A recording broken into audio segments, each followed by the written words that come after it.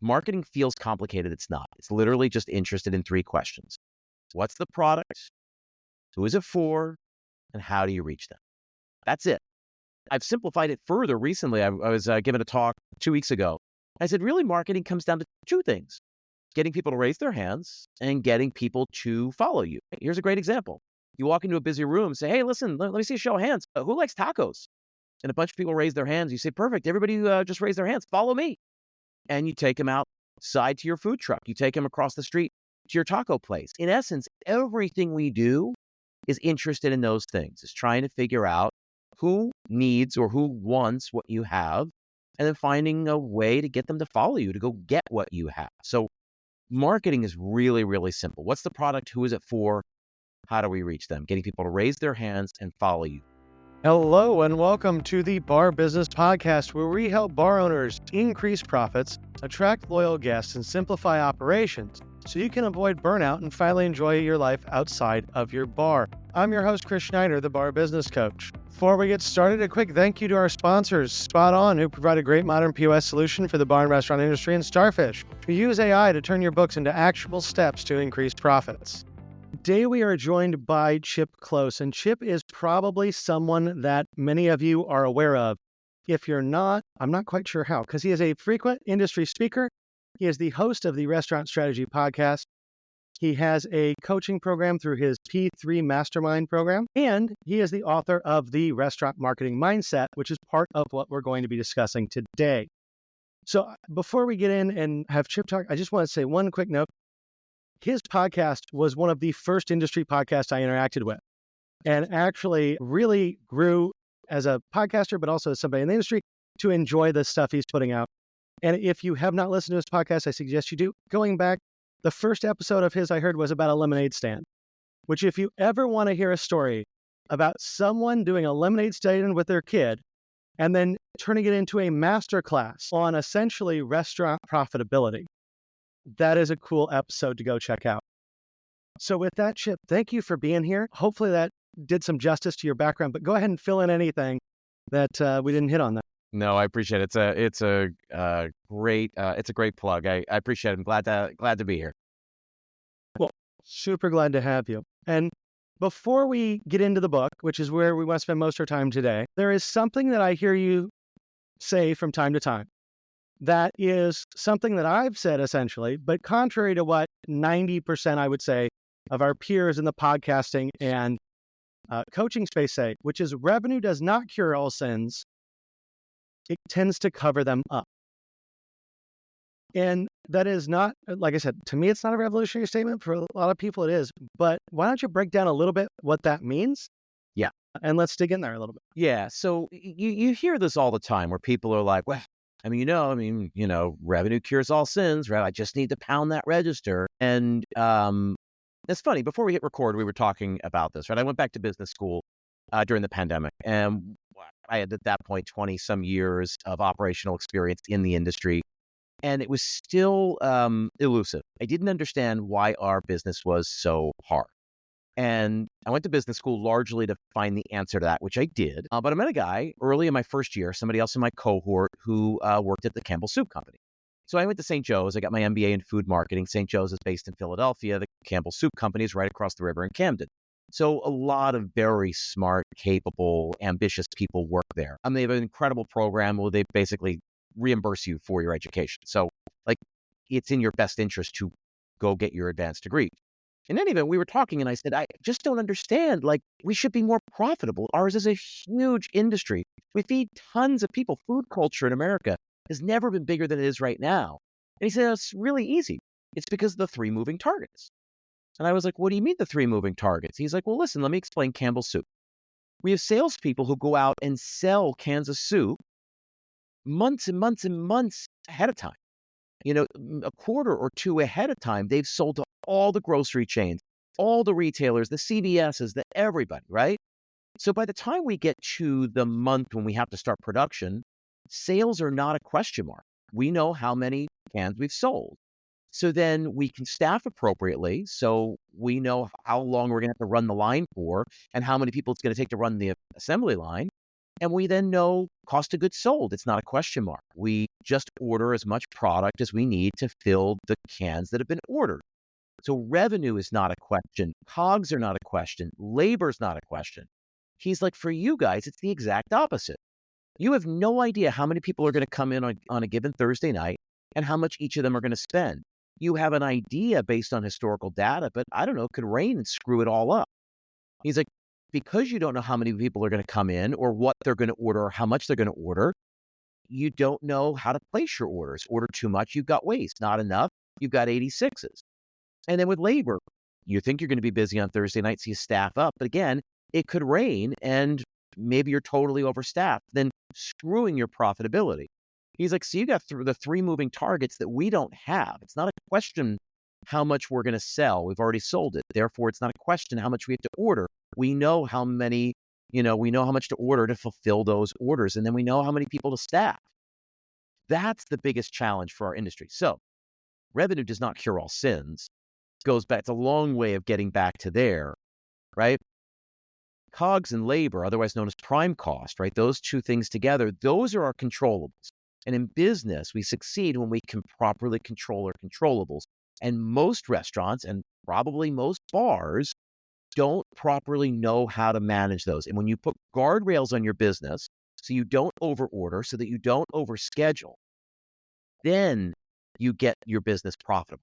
Once you have a profitable business, right? So if I say, hey, you know how to make 5%, so 5 cents on every dollar, right? Isn't it better to get it to where we're making 15, 20, 25 cents on every dollar? Once I figure that out, then I want to pump more money in the top of the machine because I know more out the bottom. So for me, revenue does not cure all sins. It often covers them up. And if we can right-size our staffing, right-size our ordering, get it really profitable at current business levels, well, then we can grow. And the other piece to it is that if you're telling me revenue cures all sins, you're telling me the only way we can make a profit here is by pounding the register, then what do you do in a natural macroeconomic slowdown, a recession? What do you do like we're going through right now? What do you do when you're going through an election year? Guess what happens every 4 years? We have a presidential election. Guess what happens every 4 years? The economy pulls back ever so slightly. And if you know, so many restaurants are down anywhere between 10 and 20%. That's a meaningful number. And if you mean to tell me that we're only profitable when we pound the register full tilt, well, then what do we do when naturally there's a pullback? I mean, we can't be profitable. I fundamentally reject that. We, to your point, talked about this before we hit record, but it is so refreshing from my end because sometimes it feels like there aren't very many people out there saying, yeah, more revenue is great, right? More revenue almost always leads to more on the bottom line, but it doesn't really mean you're improving your costs and everything in between the top line and the bottom line. And one thing that occurred to me as you were talking, there's a huge focus always on prime cost, right? Because that is our biggest controllables right there. And I think a lot of the counter argument to the position that both you and I have would be, well, if you cut labor and you're just going to screw yourself over and get into trouble, which I know from my end is a simple, well, yeah, if you do it wrong, right? Like there are strategic ways to take care of your costs and non-strategic ways to take care of your costs. So if I work with a restaurant, let me just interrupt real quick. And this happens all the time, right? I've worked in fine dining at a very high level. The number of chefs I've talked to, I'm like, at this revenue level, this is what you can spend on labor. And they look at the number and they say, well, I can't do this menu on that labor. And I say, great, then deliver me a menu that can be done on this labor. Because we've looked back at 24 months and I know you're pretty much always in this pocket. At this labor, and often what they tell me, I said, at this labor, if you want to hit a 30% labor cost, let's say, you've got to be doing 50, 60% more revenue than what you're doing now. Number one, is that even realistic? Can we do that? And how long will it take us to get there? That doesn't just happen overnight. It's like, yeah, of course, let's increase our revenue by 50%.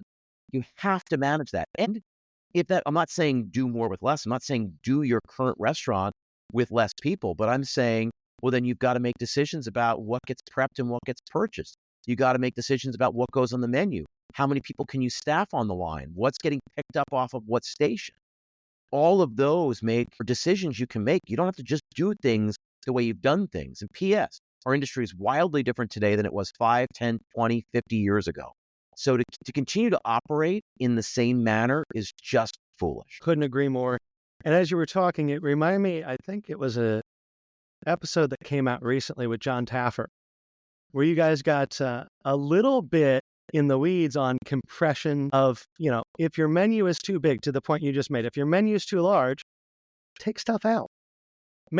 Force the business to work to make you money. Don't force the money in a way that it can't be forced.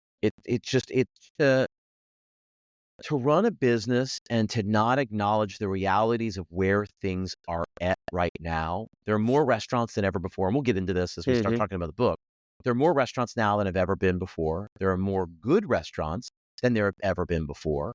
Labor is up, cost of goods is up, rent is up. You can't run the restaurant like it's 1985. It's not. So let's not pretend it is. Well, that is a great statement, right there. And because it's act like it's not 1985. I swear half our industry still thinks it's 1985. Correct. So I am right there with you that things have changed and we got to adjust. 100%. Now, the good news, the reason we have more restaurants and the reason we have more good restaurants is because there's more interest, there's more excitement in our industry. People are demanding better quality. They're willing to pay for higher quality. Again, in 1985, you know how many vodkas were on the back bar? I don't know. 2, 3 maybe. And now, how many premium call spirits can you name, right? Before you even get down to the stuff. So Absolute Sky and Pop-Off was on the back bar in 1985. Now, most restaurants don't even carry those, or certainly most nice restaurants. And they're not even the top 5 as far as market leadership. We've got Grey Goose, we've got Kettle One, we've got Tito's, we've got Belvedere, we've got Chopin, on and on and on. Sky, Absolute, Pop, no way. And that's a good thing, right? Back in 1985, there's Jose Cuervo. That was tequila. And now look at all the great stuff we have. It just keeps getting better. And that's a good thing. There's money to be made there, both on the manufacturers, on the distributors, and on the restaurants and bars. Well, for sure. And I think, the more availability of product, whether we're talking in the kitchen and obvious huge changes in what's available food-wise or behind the bar, liquor-wise, it just means we can innovate more, right? It means we can have more fun. And to kind of tie that back to our cost conversation, it means that you have more options to adjust your cost points. We have always had options, and now it's just easier to see them. Now there's just no excuse. Absolutely. So let's turn over to your book. So if you guys have not bought it or heard of it or read it, it is The Restaurant Marketing Mindset, which I think is a great book because it's it's a quick read. It's not too difficult to get through. It's not dense in any way, but there is a whole lot packed into a very small number of pages. And one of the things I really like about it, Chip, is you go from talking about marketing, and it is more or less about marketing, but so much of it gets into operations as well. It's the marketing and how that influences your operations and how then you can use that to drive growth. 100%. They're indelibly connected. And so the first part of the book has 4 parts. And we're just going to talk through the first part today, which is the A, B, C, D, and E of marketing. Because I think these are, in the book, they're called the foundation. I think it's a wonderful foundation that everybody needs to have in their head for understanding how to market a bar or restaurant. So first of all, before we get started, I want to give you the opportunity to define marketing, because I feel like that's something we throw out a lot, but not everybody's clear on what we mean. Yeah. So I wrote this book for everybody who says, I don't really do marketing. We don't really need to do marketing. We don't have the money to do marketing. If you sell something to other human beings, you have to market, because you have to think of, well, what human beings need what I have? How do I convince these human beings to come get what I have, as opposed to any of the other options out there? So marketing, it's really funny. So in the book, I define it as these 3 questions, right?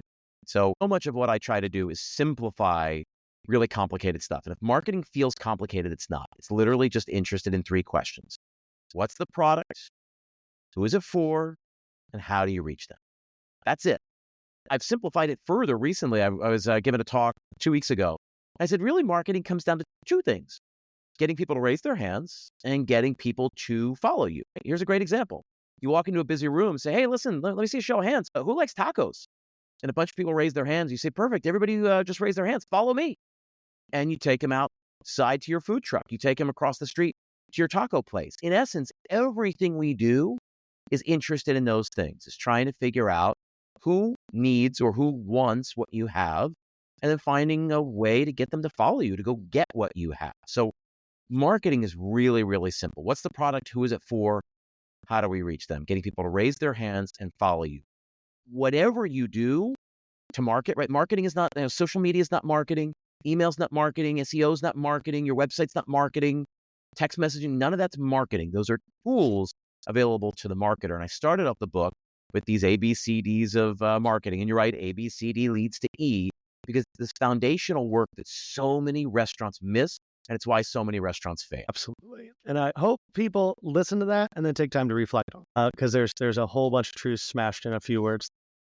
Now, A, B, C, D, E. So we start with A, audience, then we go to B, brand, C, competition, D, differentiation, and E, everything. So let's start right with A, audience. So I think one of the things that people have a very hard time in our industry doing is defining what their audience is, because they go, well, I'm in a town, it's everybody. And clearly that is not true. So what can bar owners do to start to define their audience? So I do this all the time, right? I ask people who their restaurant is for. I say, who's your restaurant for? And they say, everyone, which is totally false. What they mean is, I think everybody who comes in here will have a great time. Like, I think we can take care. I think we're capable of taking care of them. And that's right. At the end of the day, though, it's not for everyone. There are people who won't like what you have, who can't afford what you have, can't get to you, right? And all that's fine. You figure out, I wrote this in the book, figure out who your product is for by first figuring out who it's not for, right? So if I got a steakhouse, it's not for vegetarians, right? If I got a sports bar, it's not for people who want like a quiet romantic meal. It's not. It's for people who like loud environments, who like burgers and wings, craft beer, want to watch the game. It's loud, it's noisy, there's music, that's who it's for, right? If I made a romantic restaurant, it's not for guys' night out. It's not, right? If I made a salad shop, it's not for an anniversary dinner. People aren't going to come celebrate their anniversary over, Sweetgreen. They're not, probably. Audience, right? The A in the ABC is about figuring out who your product is for. It's about figuring out who has a problem that you're uniquely qualified to solve. And what happens is now we're talking about product market fit. And now we're talking about understanding who needs to be served. There's no reason to come to market and put out something that already exists. It's just it's a waste, right? People are like, oh, well, why should, because the first question is, do I go in there and say, hey, I just opened a steakhouse, right? You should come to my steakhouse. And somebody goes, well, why? I got that steakhouse that I love. I got the other steakhouse that my father-in-law loves. I got this why should I come to your steakhouse? And in essence, you have to answer that question for them. That's what we all do. You have to say, well, because fill in the blank. And you need to understand, which we'll get to. That's where the ABCD really leads to. But understand that nobody needs to be served. They're already being served. They're great restaurants, great breakfast spots, great lunch spots, great bars, great romantic restaurants. Most markets already have those out there. So if you're going to come to market and compete for that business, you better understand why you deserve to be there. And you begin by saying, people have nice restaurants, but they're all pretty expensive. So I'm going to come in and create something maybe just a touch cheaper, right? So instead of $100 a head, I want to create something that's $60 a head.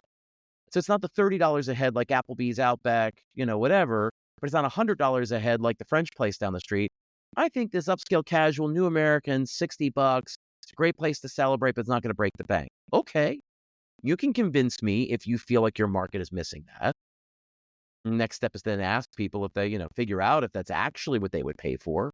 Right. That's how you begin to figure out if there's an opening, if there's a gap in the market. And that's really what A is interested in. It's really about understanding your audience. Who is it you're going to serve? Now, something else with audience that you mentioned in the book, and that I think sometimes a lot of folks in our industry forget. You have demographics and you have psychographics. And at least in my experience, it seems increasingly, demographics are age, sex, race, kind of just basic descriptors of human beings. Psychographics being obviously much more about how we think. And I feel more and more like we're relying too much on demographics and not a lot on psychographics because not all the groups are different, right? I mean, there are millennials that act like baby boomers. There are all sorts of crossover between demographic groups, but psychographic groups, at least in my mind, become a little bit easier to define and a little bit easier to market to. Well, they're all tools. In the book, I lay out this idea of segmentation, right? Which is that population is everyone in a given market. And if we say, hey, we can't afford to market to everybody, which is true, we can't, and it's not useful to, because again, there's people who can't afford us, people who won't like what we serve, people who can't conveniently get to us. Well, then already we've made some decisions about who we're not going to market to. But when we segment the audience, when we segment a population, we can do it demographically, like you said, age, race, gender, sort of income, education level, things like that. And psychographics, for anybody listening who's never heard of that before, because it was news to me before about, I don't know, 8, 9 years ago. But psychographics gets into the mind of the consumer, right? Like, what do they believe? What do they fear? What do they want? What do they not want? What do they hate? Right? And in the book, I use this example of like, okay, I'm going to open this upscale sports bar in a college town like Ann Arbor. Okay, so I go to Ann Arbor and I open this thing, and it's going to be upscale, right? So we can either choose to make a sports bar for the kids, serve, $2 pints of Bud Light, or an upscale sports bar, which will have $11 cans of craft Vermont IPA. I say, okay, well, I'm going to do that upscale one, really cater to the haves, not the have-not, the haves. So the faculty, the parents, the boosters, the alumni, all of that. But just because people have the money to spend on an $11 can of craft IPA doesn't mean they'll do it. My dad's a perfect example. He'll spend money on nice wine.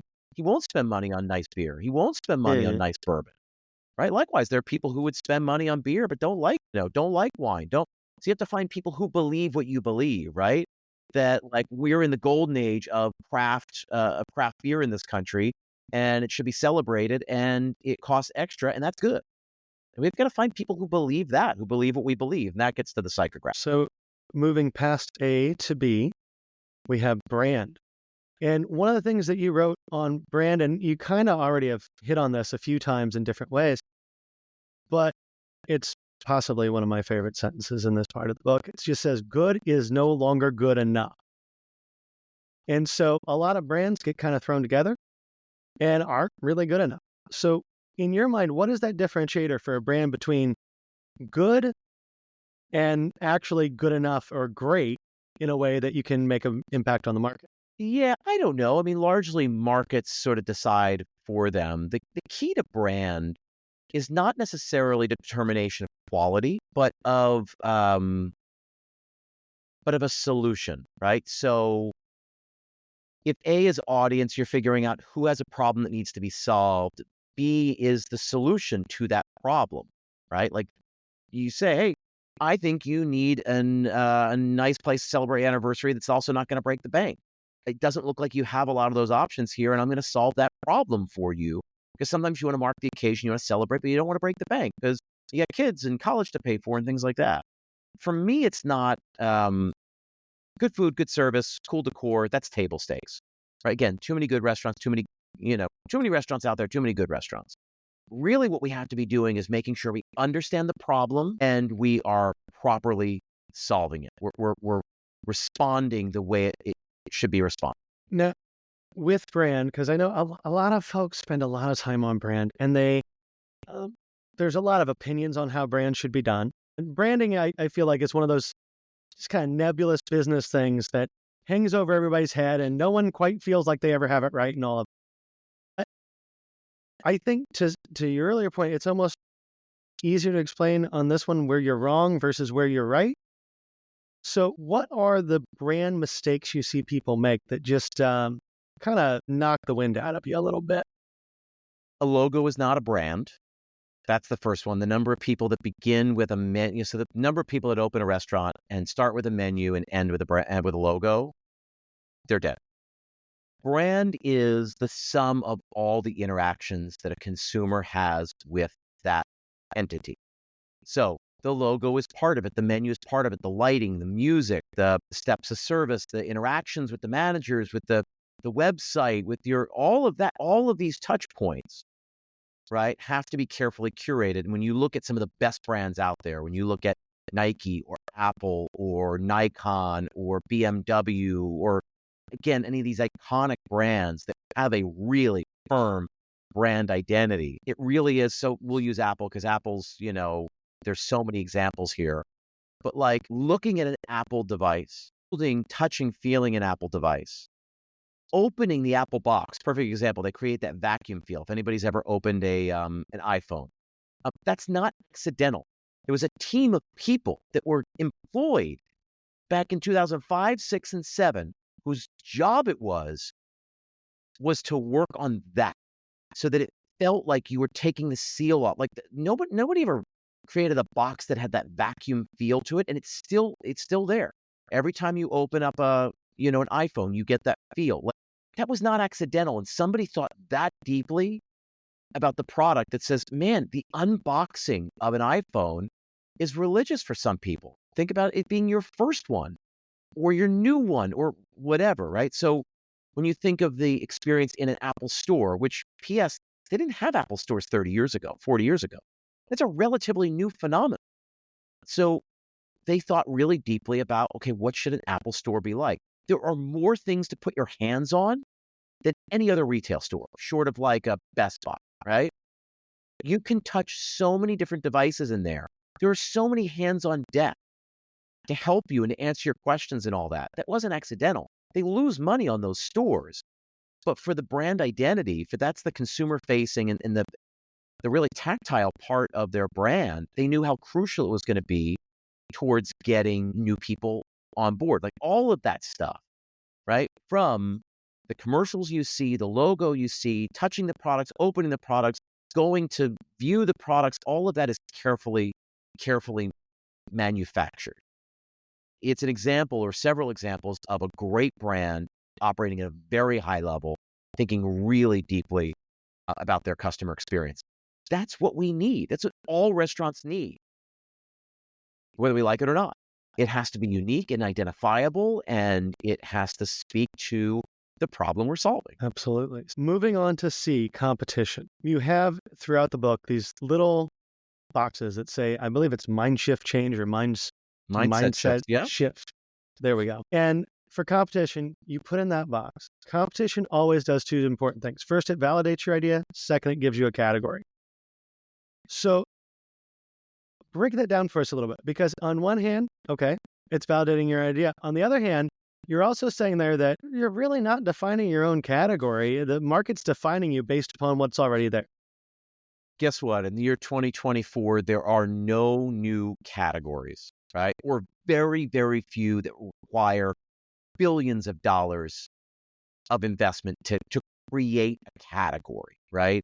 If you want to create a category of people who will take you to Mars, and that category doesn't exist yet.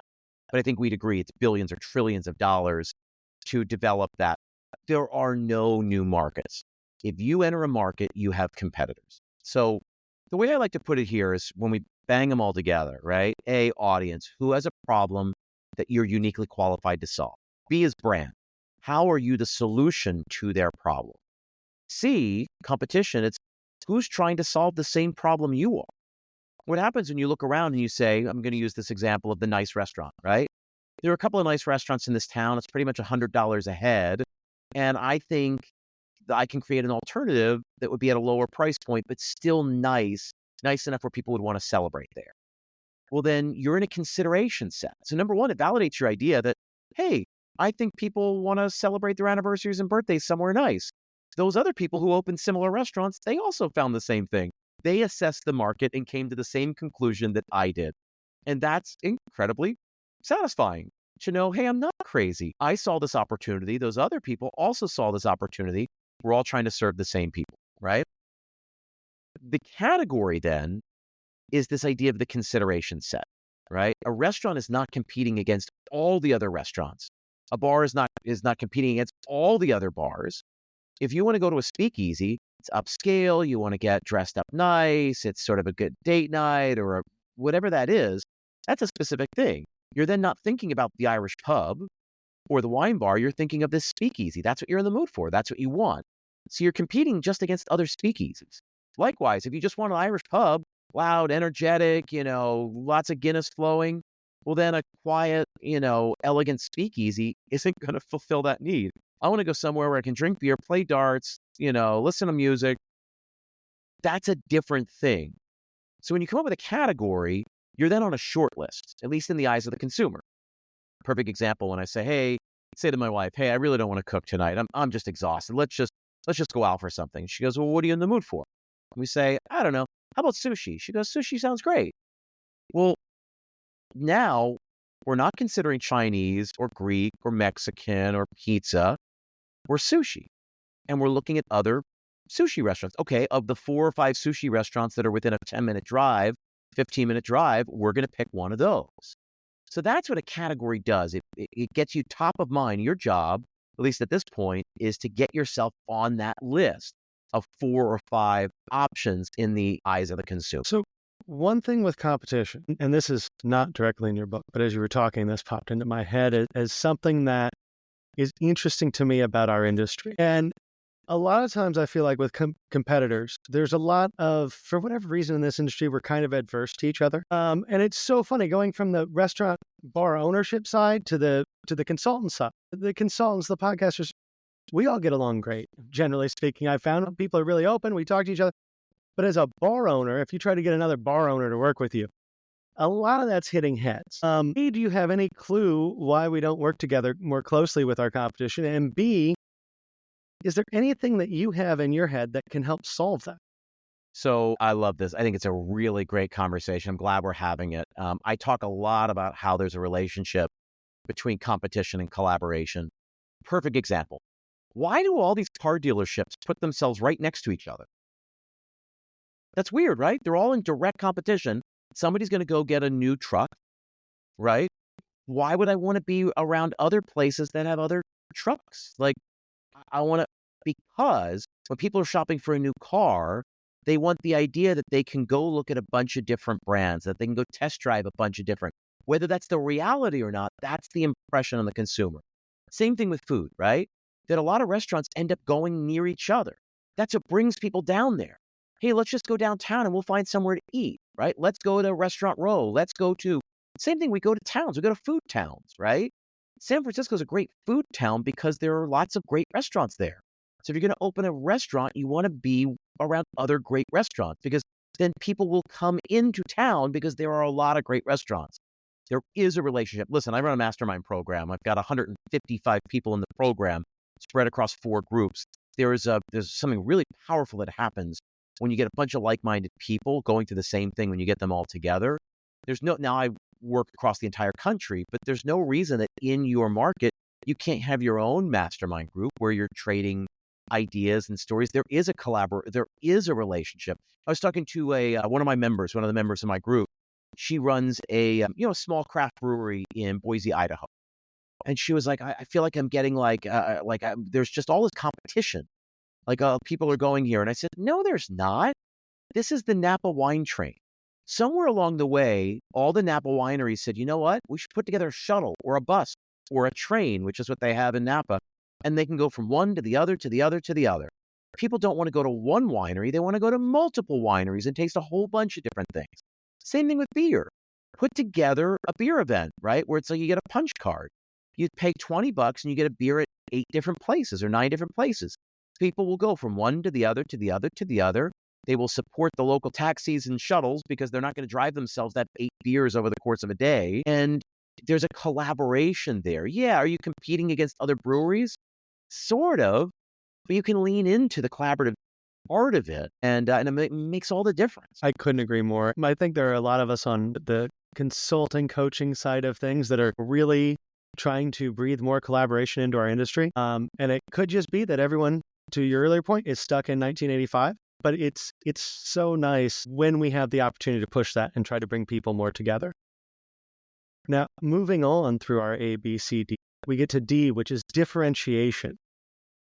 And so one thing I thought was interesting about this, you say differentiation, and then the whole chapter talks about storytelling, which obviously storytelling is the way to differentiate. But how is the best way to tell a story? How can you make stories impactful? How can you be different?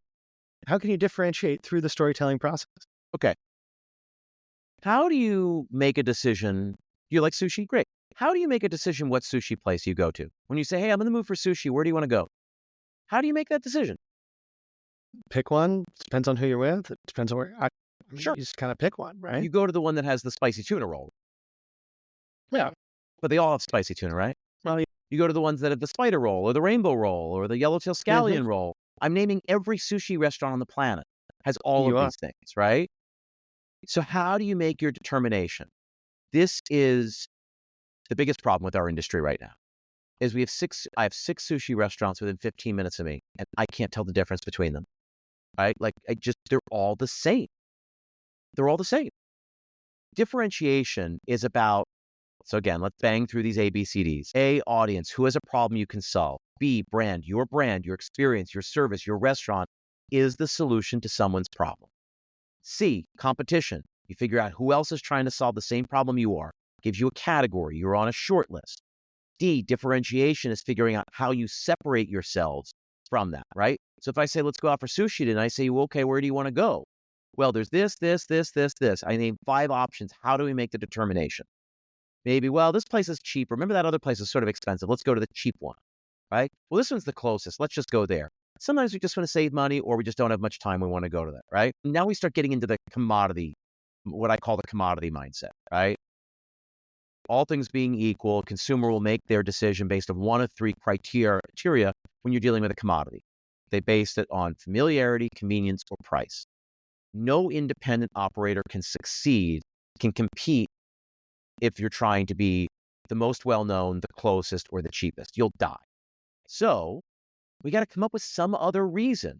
How do we convince people to go out of their way to spend a little bit more than they otherwise would have? The way you do that is by figuring out what you have that no one else in the world has. Guess what? If I say, yeah, I have a sushi place, right? It's my sushi place. This is the only sushi restaurant I own. That's a story.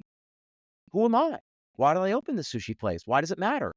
What do I do that's different than all the other places, right? I'll use a high-end example of this. So in New York City, we've got all these omakase counters, right? So for anybody who doesn't know, an omakase, sushi restaurant is a counter, and it's usually anywhere between like 12 and 17 pieces of fish in succession. They're usually very expensive, anywhere between let's say $500 a head. And you sit down and they give you one piece of fish at a time, right? So now in New York City, that was sort of a novelty 15 years ago, but now it's very much a commodity. There are tons of them, and they're all expensive. And New York is a city where there's a lot of money flowing, so people can afford that kind of stuff. My favorite of the bunch, and I've been to a handful of them, my favorite is a place called Shuko. Shuko is like a speakeasy. It's an unmarked door on 12th Street, right in the heart of the village. There's, I want to say, 16 seats at the counter. You walk in, it's exposed brick, it's dark, so it's not bright, white, clean, silent. It's gritty. It's got exposed brick, it's dark, it's got these early 2000s hip hop playing. So you'll hear Jay-Z, you'll hear Diddy, you'll hear, that's the vibe. That's their differentiator. Now, I'm sure there's a differentiation in the food and the techniques they use and all of that, but the real differentiator is the energy in there, the kind of vibe you want. If you want stoic, clean, silent, precious, that's not it. When we differentiate ourselves, we have to say, hey, we're an omakase counter, just like those other 5 or 8 or 10 options, except ours is dark and gritty and loud and energetic, and that's the vibe. So if you want this experience, but you don't want all the pretense of it, totally cool. We get it. We don't either. So we created a place for people who wanted this. Is this for everyone? No, but for a certain subset of people. And with 16 seats at the counter, they got to do 2 seatings a night. To convince 32 people a night to have this experience, they're fun. That's what you have to do. You have to figure out how you separate yourself from the others in the category. And the best way to separate yourself is by figuring out, I ask in the book, what are the stories only you can tell? What's unique about you, about this place, about your version of pizza, about your version of Italian food or tacos or Greek food or whatever? There has to be something. And if there is nothing there, or you can't think of anything, there's no reason for you to exist, except as a commodity. And you're going to be making 3, 4, 5% margins simply because you are convenient to a small set of people. But when you're differentiated, when you're unique, then you get people going out of their way for you. So they're not going there just because you're down the street. They're going out of their way. They're driving 20 minutes, 30 minutes. They're getting on a plane and going across the country. That's the difference between a restaurant that subsists and a restaurant that thrives. Wonderful. Now, that would bring us to E, but we are running short on time. Easy. So what E Easy. is easy? A, B, C, D leads to E. E stands for everything. You can choose to either be overwhelmed or empowered by this fact. Everything you do, every choice you make, from the name, the logo, the signage, the door, the lighting, the food, the prices you charge for the food, the way you plate the food, the way you serve the food, the way you talk about the food, everything matters because it communicates something to the people you're trying to attract. And so, again, you can be overwhelmed by the fact that there's no decision that can get thrown away, or you can be empowered by the fact that you have lots of chances, you have lots of opportunities to tell that story and to convince someone to choose you over any of the other options out. That was quick and easy. Another thing I will say, buy Chip's book, because we only went through the first section, and there are all sorts of other questions that I would have for him if we had more time. And if we had, a 5-hour podcast, we could fill them all in there. But particularly in his book, just one thing to point out, he gets into internal versus external marketing, which I think is an amazing conversation. So definitely go get the book and check that out. But because we are running low on time right now, is there anything else that we haven't talked about? Anything you want to add? Anything that you think is of value to the listeners that we haven't touched on today? Just want to give some context to everything we just spoke about. That is the foundation. I said this a few minutes ago. That's the foundational piece that so many restaurants are missing. They don't understand who they're serving and actually what problem they're solving. They can't articulate why they need to exist. There is a reason you exist. You know it. Your job is to make sure that everyone else knows it. And our job as marketers, whether you consider yourself a marketer or not, you have to convince people to choose you over and over and over again. So you have to do that foundational work. What happens is, again, social media is not marketing. Email is not marketing. A website, SEO is not marketing. Those are tools available to the marketer. Everything, though, hinges on that foundational piece. You have to understand why you exist, why you need to exist, and who would miss you if you were gone. That's a powerful idea that if you could just take a step back and say, okay, now this might just hone what you already have. It might force you to pivot or change altogether. But I think you might find that I think this is why we're struggling. I think this is why we can't find an audience. Right? If you can't find people to come back over and over again, there just might not be a need for what you have. But I bet you there's a need for something else that you are very well equipped to provide. So just want to make sure to highlight that. Sure. Now, I'm sure a lot of people have been listening to this and they're thinking, hey, Chip's a pretty cool guy. I want to get in contact with him. How can people get in touch with you? Yeah. Okay. So the best way, number one, is to go check out the podcast. We're up to episode 380 something. I can't even keep track anymore. It's been going on 5.5 years. It's like a trove of knowledge. It's an incredible asset. I try to keep it really tactical, really actionable every single episode. They're incredible interviews. The Lemonade Stand episode is definitely worth listening to. My two other favorites, number one, episode 331. It's an interview with Kevin Boehm. Kevin is one of the co-founders of Boca Restaurant Group out in Chicago. He is incredibly generous and so transparent. I couldn't believe the stuff that he was sharing. He just locked down all of the things I already believe. Episode 331. And then more recently, I did an interview with John Taffer, who John and his people reached out to me, which is like mind-blowing. Like, he asked if he could be on the show. And he shared things that I've never heard him share anywhere else. And that's really incredible to hear the way he thinks about the industry and the way that he thought about his own restaurants that he opened most recently, Taffer's Tavern. That's really worth listening. So you can go check out the podcast, Restaurant Strategy. Start with those episodes for sure. And then if you find me on Instagram at Restaurant Strategy, you can get the book for free. So we've almost sold out the first printing of the book. We're in the process of getting the second printing. It's probably on a boat somewhere right now. We have, as of the other night, 82 copies left. So we're giving them away. If you go to our Instagram page at Restaurant Strategy and you DM us the word book, BOOK, you can get the book for free. You just have to pay for shipping, which is $3.92. It's available to anybody in the United States. And it also comes with a free month of our Foundations community. So it's online course, a resource bundle, all of that. If you want to stay with it, it becomes $97 a month after that, which is still an incredible asset. But even if you just cancel at the end of the first month, totally cool. Go in there and get all the swipe files, get all the downloads. It's literally absolutely free. And the online content is meant to be really a complement to the ideas and the insights that I share in the book. So you can go get the book for free, get a free month of that online community. So do that again at Restaurant Strategy and DM us the word book, BOOK. Well, we will put that and a link to the Instagram, a link to the podcast, and a link to your website all in the show notes. So if you're listening, just scroll down. We'll make it real easy for you to click over to Chip's Instagram and send him that DM. With that, Chip, thank you so much for being here. I really appreciate your time and sharing all the insights this afternoon. Thanks for having me. I appreciate it. That about wraps it up for today. If you enjoyed today's insights, make sure you like, subscribe, and leave a review. If you are ready to take your bar to the next level, schedule a strategy session with me by clicking the link in the show notes below. Until next time, have a great day, and we will talk again later.